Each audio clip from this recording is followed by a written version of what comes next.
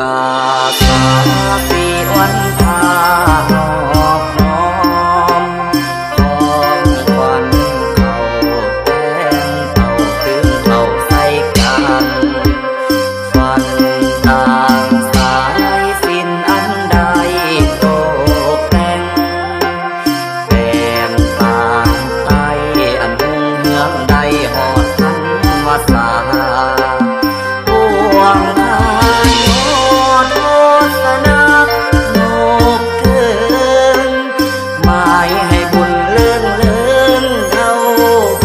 นสุขสีย่อสุมาลีพร้อมคันทศาสตร์ประดา